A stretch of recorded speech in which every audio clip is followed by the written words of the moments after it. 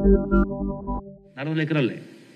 అంటే ఉద్యోగ ఉపాధి అవకాశాలతో పాటుగా రాష్ట్ర ఆదాయం పెంచడం కోసం తీసుకున్న గత ప్రభుత్వం అంటే నిర్ణయం తీసుకున్నాయో అదే ప్రకారం ఈ 400 ఎకరాలు కూడా ఇటువంటి అంటే ఉద్యోగాల్ని కల్పించేటువంటి సంస్థల కోసం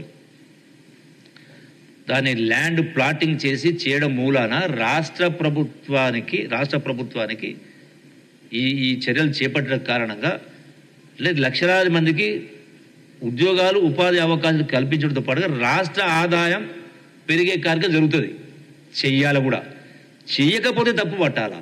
ఎందుకంటే ఈ రోజు ఉన్నటువంటి రాష్ట్ర ఆర్థిక పరిస్థితి ఇలా రాష్ట్రాన్ని అప్పుల పాలు చేసి ఇల్లు గుల్ల అంటాం కదా, ఖజానా ఖాళీ చేసినటువంటి ప్రభుత్వాల నాయకులే ఈనాడు పెడబొబ్బలు పెడుతూ ఈ ప్రభుత్వం ఏదో తప్పు చేస్తూ ఉన్నట్టుగా మాట్లాడడం అనేది చాలా దురదృష్టకరం. అంటే బాధ్యత రాహిత్యంగా మాట్లాడే కార్యక్రమం ఇది కరెక్ట్గా. రెండవది ఇక్కడ గ్రీన్ కవర్ అంటా ఉన్నారు, గ్రీన్ కవర్ అనే కింద. సో గ్రీన్ కవర్ తీసుకుంటే ఈ రోజున 1500 ఎకరాలు, ఇప్పుడు మీరైతే జింకలు ఉన్నవి నెమలు ఉన్నాయి అంటున్నారో 1500 ఎకరాలు ఉంది కదా, ఉందా లేదా? ఉంది కదా. అంటే ఆ 1500 ఎకరాల ఉన్న జింకలు మొత్తం ఈ 400 ఎకరాలకు వస్తున్నాయా?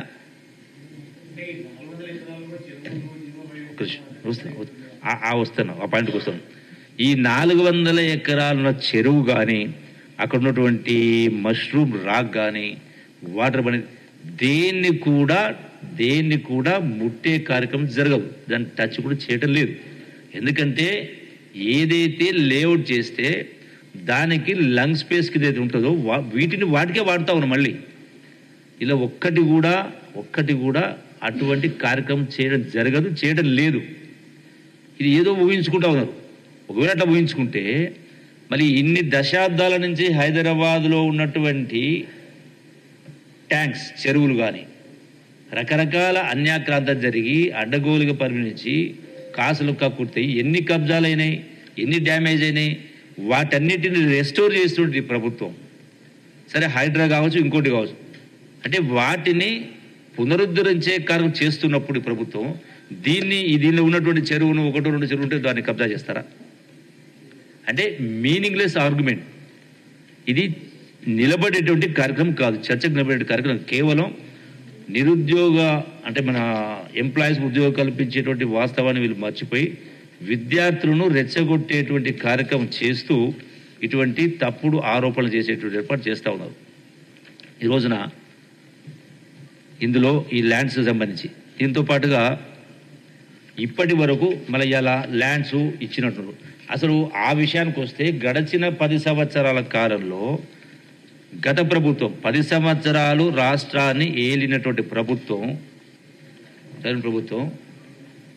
ఎన్ని వందల ఎకరాలు ఎన్ని వేల కోట్లకు అమ్మింది? ఖజానాకు గడిచిన 10 సంవత్సరాలు గొప్పగా మాట్లాడేటువంటి కేసీఆర్, బీఆర్ఎస్ నాయకులు హరీష్ కావచ్చు, కేటీఆర్ కావచ్చు, గొప్ప మాటలు మాట్లాడుతూ ఉన్నారు, పెడబొబ్బలు పెడతా ఉన్నారు. మరి ఎవరిచ్చింది మీకు? 31,000 కోట్ల రూపాయలకు సంబంధించిన ఆస్తులు అమ్మిండు. ఒక కోకాపేటలోనే 100 కోట్లకు ఇచ్చిండ్రు. అట్లాగే హెట్రోకి సంబంధించి హెట్రో డ్రగ్స్ సంస్థకు సంబంధించి 100 కోట్ల విలువైనటువంటి భూమిని అప్పచెప్పలేదా? అది ప్రైవేట్ సంస్థ కాదా?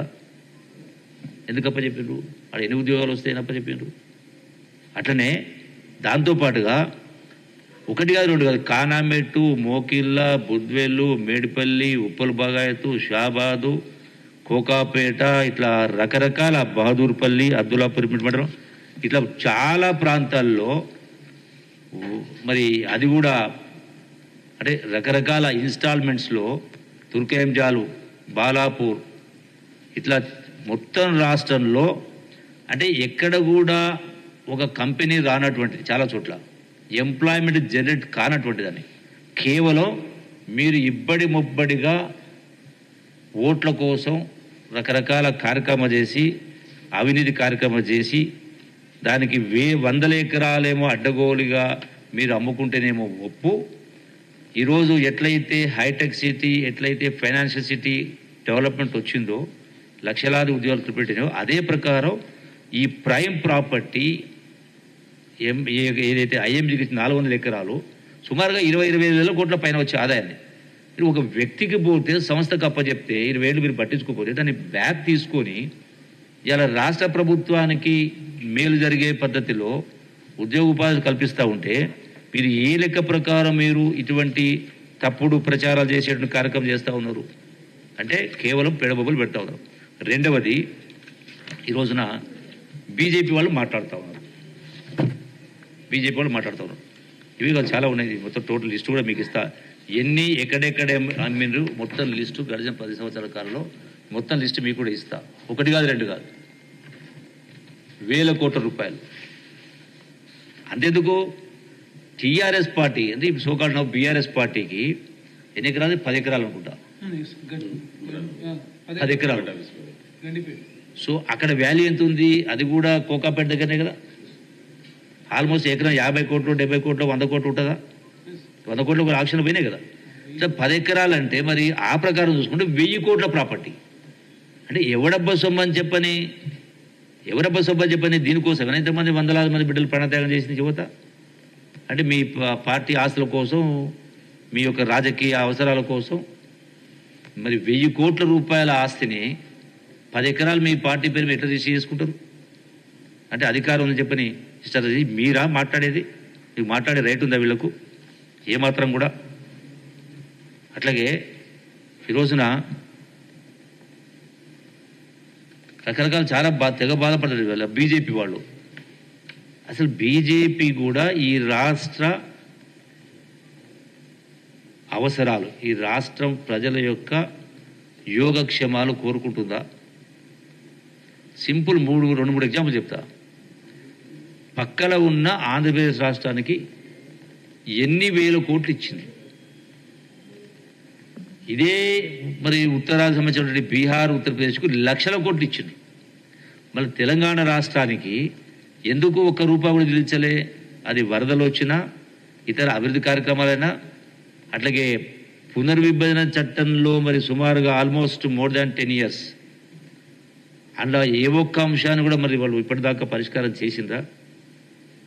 జాతీయ హోదా ఇచ్చిందా? కాళేశ్వరమైనా, పాలమూరు ప్రాజెక్టుకైనా ఏది ఇవని మీరు మరి దేశంలో గడిచిన 10 ఏళ్లలో 16 లక్షల ఎకరాల అడవిని నాశనం చేసినటువంటి అధికార బీజేపీకి ఈ గచ్చిబౌలికి సంబంధించినటువంటి 400 ఎకరాలపై మాట్లాడే అర్హత ఉందా? ఏ లెక్క ప్రకారం మాట్లాడతారు? అట్లాగే ఛత్తీస్గఢ్ రాష్ట్రంలోని హస్టియో అడవుల్లోని 10,000 ఎకరాలను ఆదానికి అప్పచెప్పినటువంటి బీజేపీ నేతలు హైదరాబాద్ లంగ్స్ స్పేస్ గురించి మాట్లాడతారా? రోజున 1 కాదు 2 కాదు, అట్లనే ఇలా బీజేపీ ఎన్ని ప్రభుత్వ ఆస్తుల్ని అంటే స్వాతంత్రం వచ్చినప్పటి నుంచి ఆనాడు నెహ్రూ కాలం నుంచి మొదలు పెట్టుకుంటే మొదటిదాకా మన్మోహన్ సింగ్ పరిపాలన వరకు ఇలా రాష్ట్రంలో కానీ దేశంలో కానీ ఎన్ని పబ్లిక్ సెక్టార్ అండర్టేకింగ్స్, వేలాది మంది ఉద్యోగులు పనిచేస్తున్న, లక్షలాది మంది ఉద్యోగులు పనిచేసే సంస్థల్ని, పబ్లిక్ సెక్టర్ను ప్రైవేటు కార్పొరేషన్ కంపెనీలకు అప్పనంగా అడ్డగోలుగా అప్పచెప్తా ఉన్నారు. అంటే ఆదాయాన్ని సమకూర్చి పెట్టేటివి. ప్రపంచంలో ఎక్కడ లేని సంస్థలు ఉన్నాయి, మన దగ్గర లేవా? ఇప్పుడు బిహెచ్ఎల్, ఈసీఎల్ కావచ్చు, రకరకాలు ఉన్నాయి. అట్లాగే వైజాగ్ స్టీల్స్ కావచ్చు, ఇవన్నీ కూడా. మరి అటువంటి వాటి ఎందుకు ప్రైవేటైజ్ చేస్తున్నారు? ప్రభుత్వ ఆస్తులే కదా. ఇక్కడ 400 ఎకరాలు ప్రైవేట్ నుంచి ప్రభుత్వం హస్తగతం చేసుకొని ప్రభుత్వ నిరుద్యోగ కోసం, రాష్ట్ర ఖజానా కోసం చేస్తూ ఉంటే దీన్ని ఎట్లా తప్పుపడతారు మీరు? ఏ లెక్క ప్రకారం? కార్పొరేట్ ప్రాజెక్టులకు పర్యావరణ అనుమతులు జారీ చేయడానికి గతంలో 600 రోజులు ఉంటే ఇలా 170 కుదించారు. అంటే పర్యావరణానికి నాశనం చేయడానికి పచ్చ జెండా ఊపినటువంటి బీజేపీ పార్టీ ఇలా 1 కాదు 2 కాదు. ఈరోజున కేసీఆర్ కూడా ఏదో కన్నీరు గారుస్తున్నాడట, బాధపడిపోతున్నాడట. ఎందుకోసం? అసెంబ్లీ చెప్పిన మళ్ళీ చెప్పిన మీరు ప్రాజెక్టుల పేరు మీద పారదర్శకంగా టెండర్ పిలిచిండ్రా? మీ టెండర్లు పారదర్శకంగా పిలిచిండ్రా? ఎన్ని వేల కోట్ల రూపాయలు లూటీ చేసిండ్రు? ఎన్ని వేల కోట్ల రూపాయలు అత్త సొమ్ము అల్లుడు దానం చేసినట్టుగా ఎవడబ్బో సొత్తు చెప్పని కాంట్రాక్ట్ల పాలు చేసిన మీరు లెక్కలు లేవా? కేసీఆర్ బజార్లోకి వచ్చిన వాడు మాట్లాడగలుగుతాడా? రుజువు చూపియాలనా? అరే మీరు రాష్ట్రాన్ని, ధనిక రాష్ట్రాన్ని ఇలా అప్పుల రాష్ట్రంగా మార్చి ఇలా నెలకు 6,000 కోట్ల రూపాయలు వడ్డీ కట్టే పరిస్థితి ఈ దుస్థితి తీసుకొచ్చింది ఎవరు? మీరే కదా. మీరు నిజంగా ధనిక రాష్ట్రాన్ని ధనిక రాష్ట్రంగానే ఉంచుతూ ఖజానాలో 1,000 కోట్ల రూపాయల ఖజానా ఉండి ఉంటే మరి ఈ ఆస్తులు ఎందుకు అమ్మిరు మీరు? 1,000 కోట్ల ఆస్తులు ఎవరి కోసం? ఇలా ఫామ్ హౌస్లో కూర్చొని ఏదో తెగ బాధపడుతున్నటువంటి కార్యక్రమం చేస్తే, ముసలి కన్నీరు కారిస్తే ఎవరు కూడా హర్షించరు. ఎందుకంటే ఈ బడ్జెట్